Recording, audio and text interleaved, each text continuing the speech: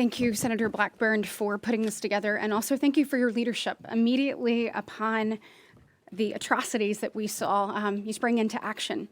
And she led a letter to the president with many of us saying we must refreeze the $6 billion headed to Iran. When we see what's happening in Israel, y'all, it is pure evil.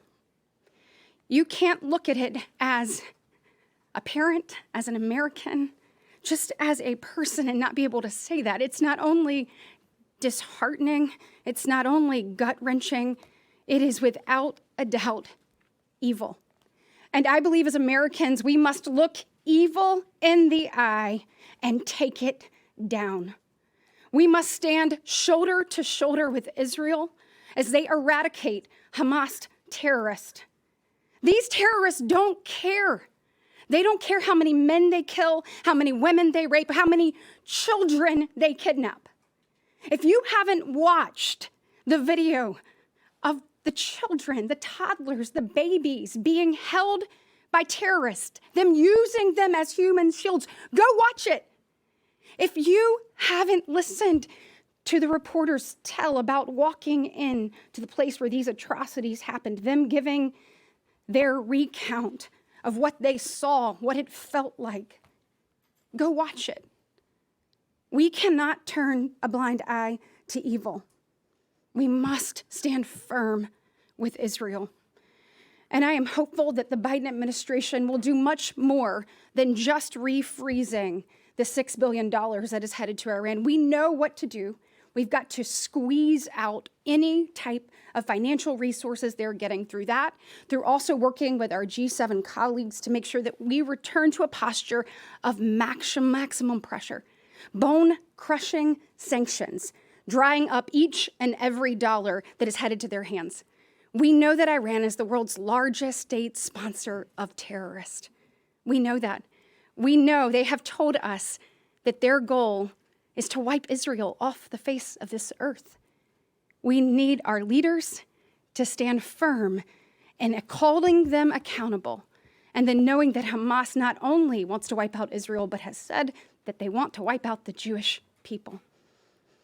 To all of the people here in America, to those suffering and hurting in Israel, we want you to know we stand with you.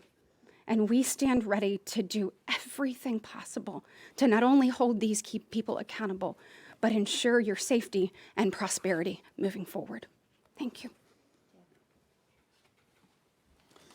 I thank my colleagues. I thank Senator Blackburn for getting us together on this, this critical issue. Look, the level of barbarism that we've seen here, it is nothing short of evil. Over 1,400 children, women, men, brutally murdered, 30 Americans killed, dozens missing or presumed hostage. My office is working on dozens of cases of extraction or getting these hostages home.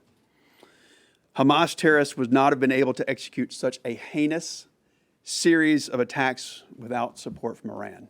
We know that. That's why President Biden's $6 billion giveaway to the regime was absolutely so dangerous. That gave rise to the very issue that we've been dealing with these last 10 days. Now, it was a ransom payment to the world's #1 state sponsor of terror. And sadly, the irony is that give back was announced on September 11th. That just showed more Biden weakness when what we need around the world is more American strength. We should be standing shoulder to shoulder with the state of Israel, and we should give them everything that they need to destroy Hamas.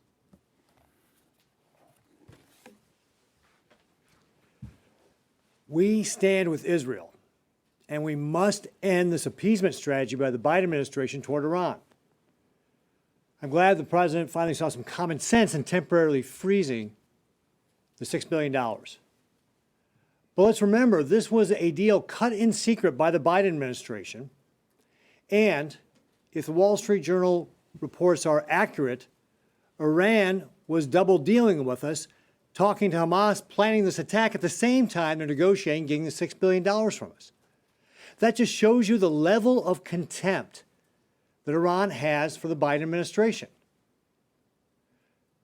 It is naive and stupid to think that if we give them enough money that Iran will play nice. It's not going to happen. This $6 billion is part of an overall package of $50 billion in sanction relief that the administration, the Biden administration, has given back to Iran. This must end. These brutal attacks on our closest ally in the Middle East demonstrate that this must end. We must stop this foolishness of thinking that we can bring Iran around. We must make sure that this stops. And remember, what the Biden administration said is, oh, look, this $6 billion, this is for humanitarian aid. It's for food. How dumb do they think we are? Right? If you have $60 you're going to spend on groceries, and I give you $60, say, hey, go spend this on groceries, you can go spend that $60 on anything you want. Money can be spent anywhere. And in fact, the Iranians, Ayatollah Khamenei, have said they're going to spend the money any way they want. And as already been noted here, they're the largest sponsor of state terrorism, the largest state sponsor of terrorism. It is crazy to give them money so they can support Hamas. And whether or not they actually planned this attack with Hamas or not, they have been supporting Hamas and they are responsible for this attack. And so I join my colleagues in saying that this must end. We must stop supporting Iran and we must send a very strong message that we stand with Israel. I want us to thank Senator Blackburn for her efforts to be able to make this happen. I'm also on board with some of the other bills, like by Senator Scott and Senator Cotton, to stop this as well. But let me tell you, temporarily freezing $6 billion when we have seen the atrocities in Israel does not cut it. All of this money needs to be stopped and stopped permanently. And that's why I appreciate the effort of Senator Blackburn and my colleagues to make sure that happens. We must end this appeasement strategy toward Iran. We must stand with Israel. Thank you.